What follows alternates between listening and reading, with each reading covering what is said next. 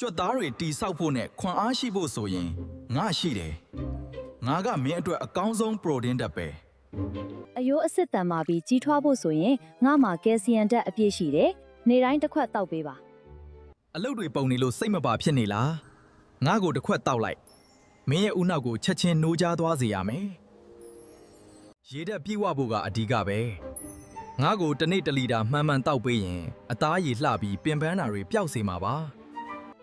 တနေ့တာခွန်အားအတွက်ငါ့ကိုရွေးပါကျမ်းမာရေးအတွက်ဆိုရင်တော့ဂျုံကျန်းပေါင်မုံကိုပိုရွေးချယ်ပေးနော်မြန်မြန်ဆန်ဆန်ဘိုက်ပြေးဖို့ငါကအသင့်ပဲဆိုဒီယမ်ဓာတ်များလို့နေတိုင်းစားတာမျိုးတော့မလုပ်နဲ့အောင်နော်ရင်အေးဖို့အတွက်ငါ့ကိုတောက်ပါဒါပေမဲ့တကြားဓာတ်များလို့အပျော်သဘောပဲတောက်ဖို့သတိထားပါနော်စွမ်းအင်တွေချက်ချင်းတိုးဖို့ငါရှိတယ်ဒါပေမဲ့ကဖိန်းဓာတ်များလို့အလွန်အကျွံတောက်တာမျိုးတော့ရှောင်ပါအောင်